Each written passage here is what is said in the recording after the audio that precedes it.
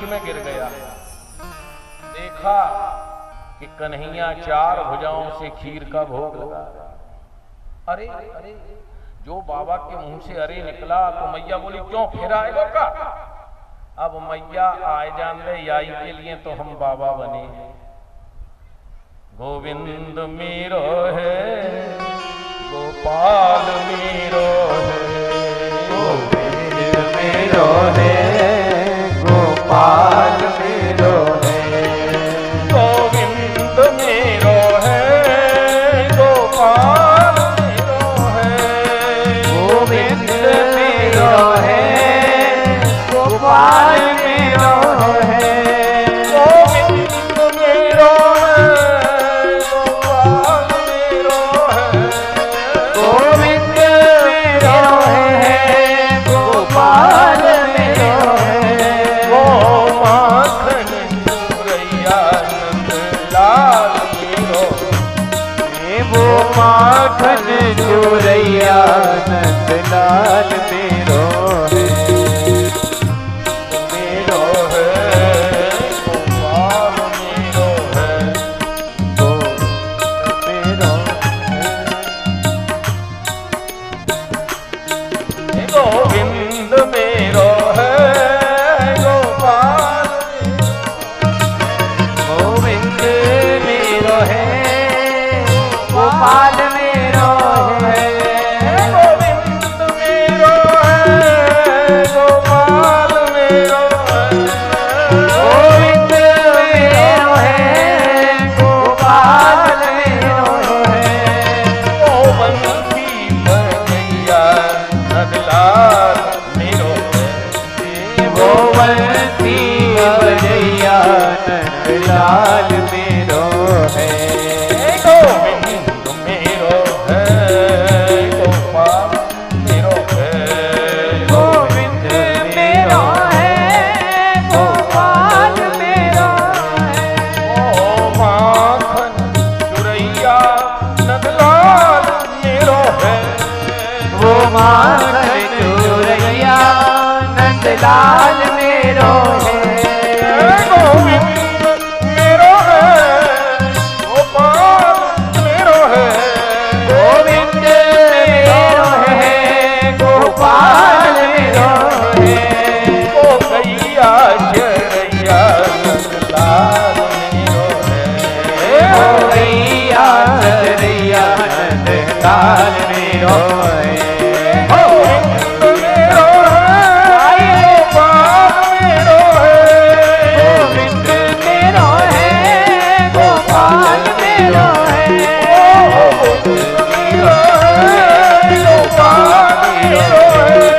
गोविंद मेरो है, गोपाल मेरो है, गोविंद मेरो है, गोपाल मेरो है,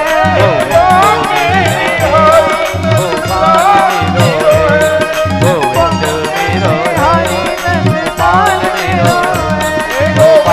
मेरो है, गोपाल मेरो है, गोपाल मेरो है, गोविंद मेरो है, गोविंद मेरो है, गोपाल मेरो है, गोपाल मेरो है, गोविंद मेरो है, गोपाल मेरो है, गोपाल मेरो है, गोपाल मेरो है, गोपाल मेरो है, गोपाल मेरो है, गोपाल मेरो। एक दिन मैया यशोदा दही मथ रही थी। बड़ा सुंदर लहंगा पहना था, चुनरी ओढ़ी हुई थी। उठ करके कन्हैया आए और जब मैया को दही मथते हुए देखा तो बगल से मैया का दूध पान करने लगे। सुखदेव जी कहते हैं मां यशोदा की इस शोभा का वर्णन नहीं किया जा सकता, परंतु उसी समय चूल्हे पर जो दूध रखा था उसमें उबाल आ गया।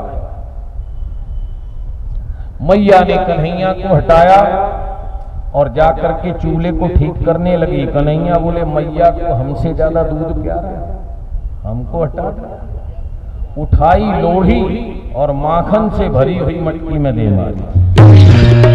बोले दूध बचाओगे तो माखन का नुकसान होगा।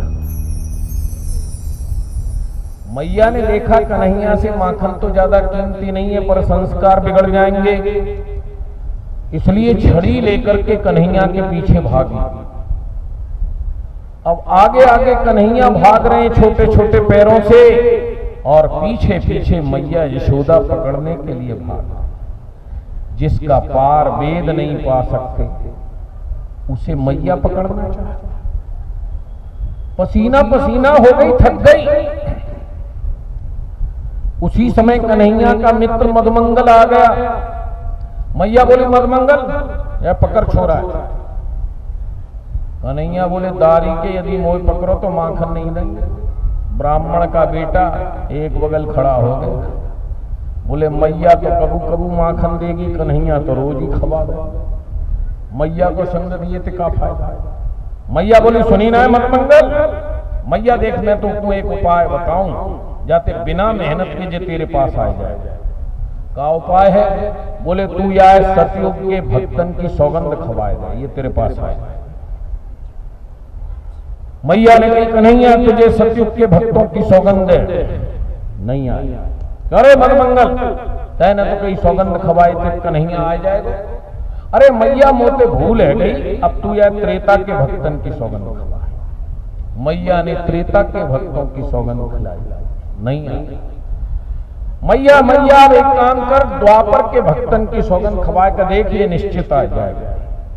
मैया ने द्वापर के भक्तों की शपथ दी, कन्हैया यदि नहीं आए तो तुझे द्वापर के भक्तों की शपथ नहीं आई। अच्छा मैया, मेरे कहे थे आखिरी कलयुग के भक्तन की सौगंध। मैया ने कही, लाला यदि तू नहीं आवे मेरे पास तो तेरे कलयुग के भक्तन की सौगंध। कन्हैया दौड़ करके मैया के पास। कितना प्रेम करते हैं कलयुग के भक्त। सतयुग के भक्तों की सौगंध नहीं मानी, त्रेता की नहीं मानी, द्वापर की नहीं मानी, कलयुग के भक्तों की मानी। क्यों? ये हिल जाता है बार बार। इसका एक कारण है कि जब भगवान ने अर्जुन के साथ जाके राजा मोरध्वज की परीक्षा ली और मोरध्वज के मस्तक को आरा से चीर के मांगा, और मोरध्वज ने खुशी खुशी मस्तक चिरवाना शुरू कर दिया। अर्जुन घबरा गया, बोले, महाराज मेरे कारण भक्त की हत्या हो रही है। नाक तक आरा आ गया।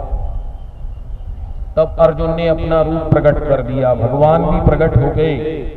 मोरध्वज के मस्तक पर हाथ फेर करके स्वस्थ किया और कहा, वरदान मांगो। बोले, महाराज वैसे तो कुछ भी नहीं मांगना, पर यदि आपको देना है तो एक वरदान दे दो। क्या? बोले, कलयुग में किसी भक्त की सिर चीर करके परीक्षा मत लो, क्योंकि एक तो कलयुग में वैसे ही भक्त थोड़े होंगे, बोलो जैसे, और यदि आप सिर चीर के परीक्षा लेने लगे ना तो गोविंदा नमो नमः एक भी भगत नहीं रहेगा। और इसीलिए आप देखो कि सतयुग में बड़ी बड़ी परीक्षाएं ली भगवान ने, त्रेता में ली, द्वापर में ली, पर कलयुग में सिर चीरने वाली परीक्षा किसी भक्त की नहीं। उसके बाद भी भक्त कह देते हैं कि वो बड़ा निर्दयी। कलयुग के भक्तों से बहुत प्रेम करते हैं, और जितनी जल्दी कलयुग में दर्शन हो जाते हैं किसी युग में नहीं, केवल 7 दिन में कलयुग में दर्शन हो जाते हैं। 8वें दिन की जरूरत नहीं। 7 दिन तक निरंतर जो ये भागवत सप्ताह सुन रहे हो, इसका एक नियम है कि न भोजन करो, न पानी पियो, न सो, निरंतर कीर्तन करो, तो 7वें दिन सायंकाल भगवान का दर्शन हो जाता है। 7 महात्माओं ने ये नियम लिया इसी कलयुग में और कीर्तन किया। 6ठे दिन एक महात्मा सो गया, नींद आ गई। 7वें दिन भगवान आए, 6 महात्माओं को ले गए, दर्शन दे दिया। जो सो रहा था उसे छोड़ दिया। जब नींद खुली तो उठा, मेरे साथ के महात्मा कहाँ गए, कहाँ गए, कहाँ गए। पेड़ पर एक हंस बैठा था, बोला बाबा जागा सो पाया, सोया सो खोया। वो जगे रहे इसलिए पा गए, तू सो गया तो खो गया। अब सिर पीटने लगा, कितना भागा, 6 दिन जगा, 1 दिन के पीछे मेरी मेहनत बेकार गई। हंस बोला रोता क्यों है, फिर से मेहनत कर। बोले जब 7 महात्माओं के साथ नहीं जग सका तो अकेला कैसे जगूंगा। बोले तू अकेला कहां है, इस बार मैं तेरे साथ जगूंगा।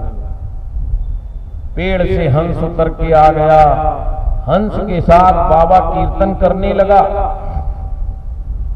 1 दिन गया, दूसरा दिन गया, एक बार ठोकर खा लो, दोबारा ठोकर खाने की मत सोचो। तीसरा दिन बीता तो जोर से कीर्तन करने लगा, चौथे दिन ताली बजा के करने लगा, 5वां दिन हुआ तो खड़ा हो गया, 6ठे दिन नाचने लगा। बोले 6ठे दिन सो गया, अब नहीं सो। 7वां दिन आया, दिन भर हंस के साथ कीर्तन किया और जैसे ही 7वां दिन बीता, हंस में से ही ठाकुर जी प्रकट हो गए। बोले चल तेरे ही लिए रुका हुआ। तो कलयुग जैसा दूसरा युग नहीं है। चलो ये तो 7 दिन की बात है, और सस्ता उपाय बताएं, केवल 15 मिनट मंदिर में जाना और भगवान की मूर्ति को एकटक 15 मिनट देखना। शर्त ये होगी कि ये पलक नहीं गिरना चाहिए एक भी बार। अगर पलक गिर गया तो कोई गारंटी नहीं, और यदि 15 मिनट तक पलक नहीं गिरा तो वो ठाकुर सामने आ जाएगा 15 मिनट में। कलयुग से सस्ता कौन, और कलयुग के भक्तों से बड़ा प्रेम करते हैं।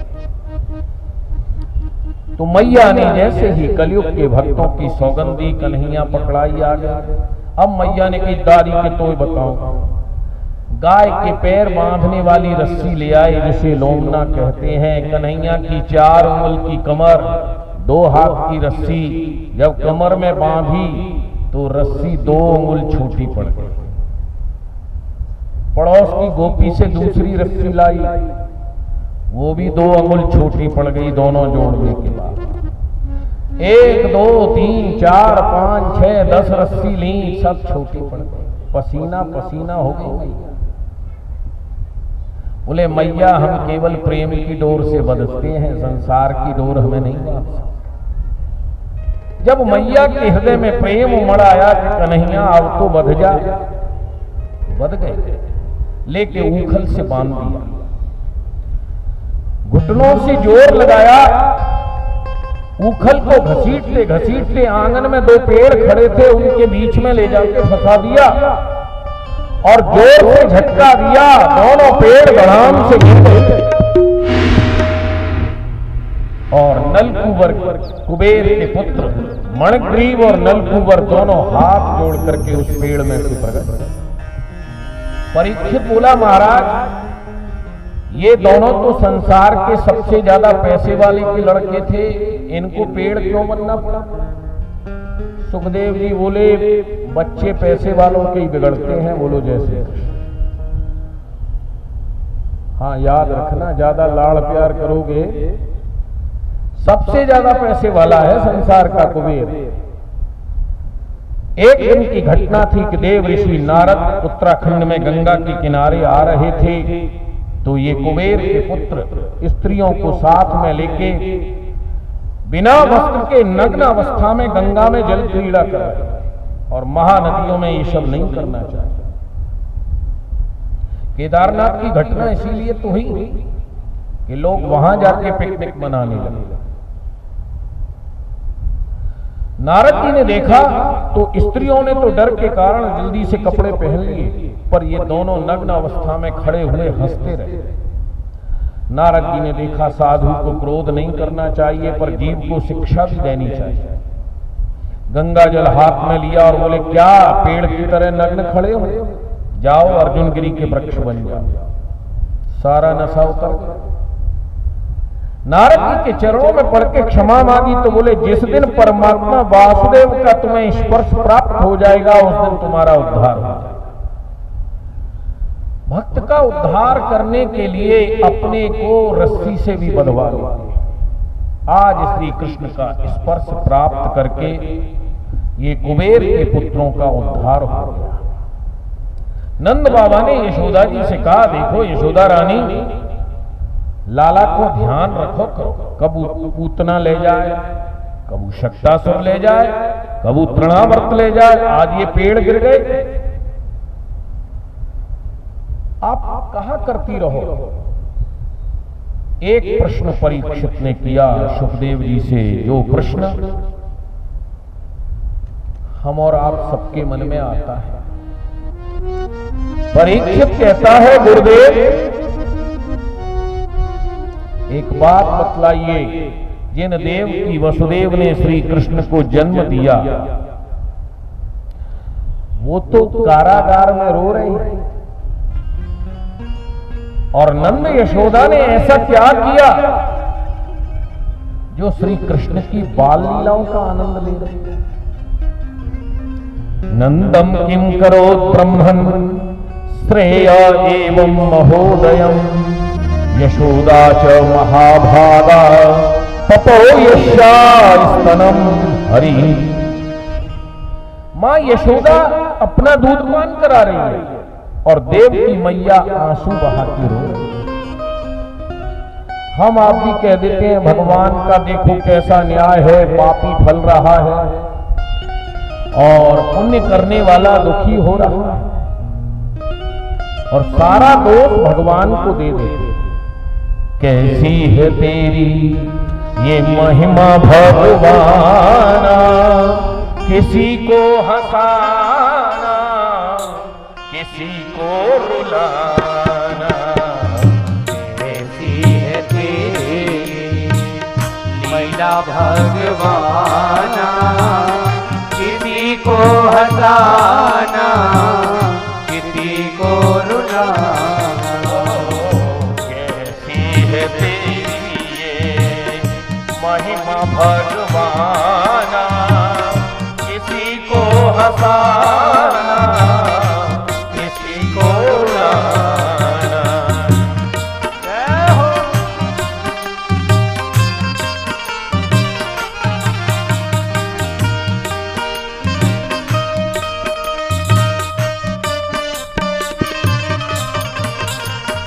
कहीं दौलत खूब है लड़की न लड़के, दौलत खूब है पर लड़की न लड़के। कहीं दौलत खूब है लड़की न लड़के, कहीं दौलत खूब है पर लड़की न लड़के। और कोई बच्चों के सहित करता है करके, कोई बच्चों के करता है करके। किसी के पास बहुत पैसा है पर भोगने के लिए न लड़का है न लड़की, और किसी के पास 7-7 बच्चे हैं पर रात में भूखा सोता है। कहीं दौलत खूब है लड़की न लड़के, कहीं दौलत खूब है पर लड़की न लड़के। कोई बच्चों के सहित करता है करके, कोई बच्चों के सहित करता है करके। किसी को हराना किसी को जिताना, किसी को हंसाना किसी को रुलाना। को हराना किसी को जिताना, किसी को हंसाना